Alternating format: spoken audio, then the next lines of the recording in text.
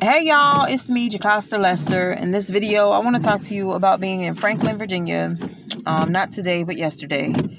Today they canceled this job. It rained. Okay. But now, we were in Franklin, Virginia. And while we were in Franklin, Virginia yesterday, there were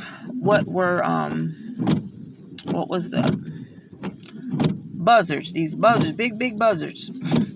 And they were all perched on a water tower. And their backs were to the water tower, and they were all facing outward. It was about, I counted at least 5 of them, okay? I saw about 5, it could have been a few more. But it was at least 5 perched on the water tower. And I wish I had broken out the video camera, but we were turning around in the street, okay? So, check this out. I thought about something. I thought about how some people animate as maniacs. In other words, they live authentically as crazy people. They're crazy. They're psychopathic. They're sociopathic. They're sadistic. They have issues, and they have normal lives among us. But they're I'll call it the alter ego situation.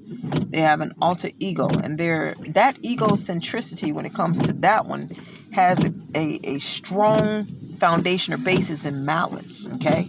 So that they got an evil alter ego. So, I say all of that to say this. Let's say that they are highly animated, highly volatile, highly just, who knows? Their strongest personality types are those that they are distanced the farthest from. In other words, in their regular day-to-day lives, you wouldn't know that they were this. But the thing that they are most authentically is potentially their ego, and the alter ego is actually what they live as in regular day-to-day life. So I'm saying all that to say this, okay? There's crazy people out there, and I've been telling y'all on my channel the whole time, I'm looking for my son. Now, when it comes to all of the stuff that's been going through my head, the swirlies, the crazies of my own, but not quite crazy, I've been acting upon spiritually by all these weird voices, okay? And these voices started all of a sudden. No, I haven't had a psychotic break. If everybody in the city is hearing voices, it's likely that not everybody went crazy, okay? I'm sure they have alternative explanations. I'm sure they're raining worms on us right now. I'm sure they're coming up with many other things so that they can explain away how all the people went voice hearing people me. But check this out. The whole point of this video is this, all right? So I'm going to link what I'm talking about with what was the theme song to the Animaniacs, okay? There's a water tower.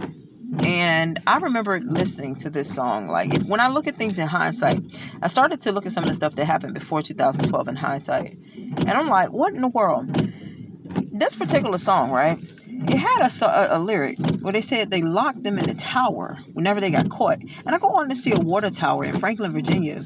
They had all these buzzards in it. And I'm like, why are there? Okay.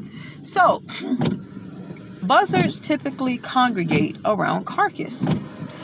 These eagles, these buzzards, these things that are going to be talked about in Babylon, in the prophecy of Babylon and such, where the eagles are gathered together at the carcass, okay? So it follows that something is wrong. There's a lot of buzzards around. And I'm telling you, when I go places, I've been seeing these buzzards flying around. All of a sudden, I've seen some where they've flown around. I've seen birds perched that disappeared before. So, repent, for the kingdom of heaven is at hand. The whole point of this was I was in Franklin, Virginia, and I got creeped out about seeing buzzards on a water tower. That's the truth. So y'all have a blessed and marvelous day, and repent, for the kingdom of heaven is at hand. I don't want to trivialize anything that I discuss.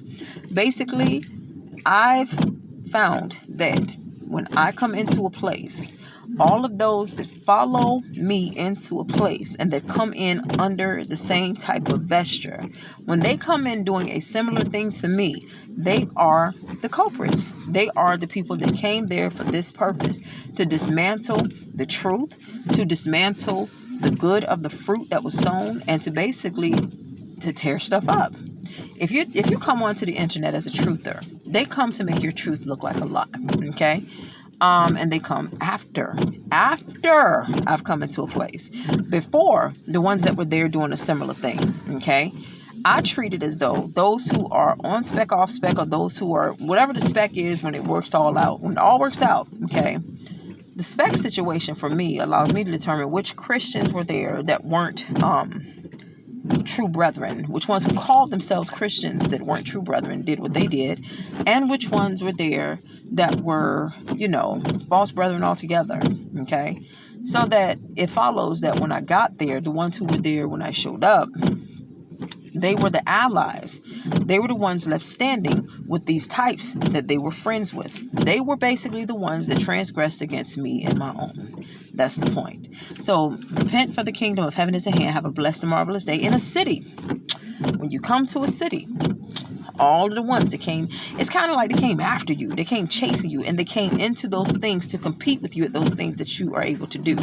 They came to basically crowd you out and to kick you out of your blessings given to you by God, and to leave you holding the bag for the curses that they tried to leave you with. Okay? So, take care.